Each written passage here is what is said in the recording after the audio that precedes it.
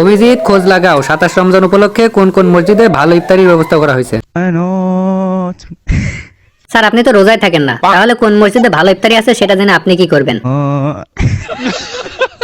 আমি রোজা আছি কি না আছি সেটা বড় কথা নয়, রোজার মাসে ইফতারি করালে বেশি সব পাওয়া যায়। তার মানে কি দাঁড়ালো বুঝেছো? আমি যদি ইফতারি খাই তাহলে আমার যে ভাই ইফতারির ব্যবস্থা করেছে তার কিছুটা সব বেশি হবে। 27 রমজানের ইফতারির খাওয়া বছরে একবারই পাওয়া যায়, কারণ বেশি সোয়াবের লোভে সব বড়লোক বা প্রভাবশালী লোকেরা এদিনকে ইফতারি দেয়।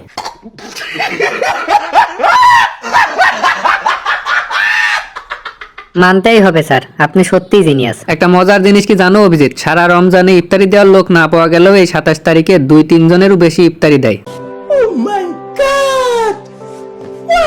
এই জন্য 27 রমজানের ইফতারিতে মুসল্লিদের খাওয়া বেশি হয়। তাই তো আমি রোজা থাকি বা না থাকি 27 রমজানের ইফতারির খাওয়াটা মিস করা যাবে না। রোজা না থেকে সারাদিন খেয়ে ইফতারি করতে গেলে তো লোকজন ঠিক পেয়ে যাবে যে আপনি রোজা নেই। আরে পাগল, পাঞ্জাবি আর টুপি পরে তসবি হাতে নিয়ে মুখের এমন একটা এক্সপ্রেশন মারবো কেউ বুঝতেই পারবে না যে আমি রোজা নেই।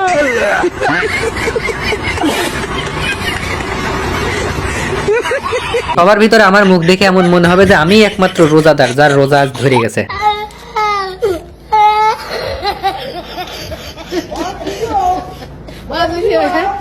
গাইস, আমার আইডিটা ফ্রিজ হয়ে যাওয়াতে ভিউ হচ্ছে না।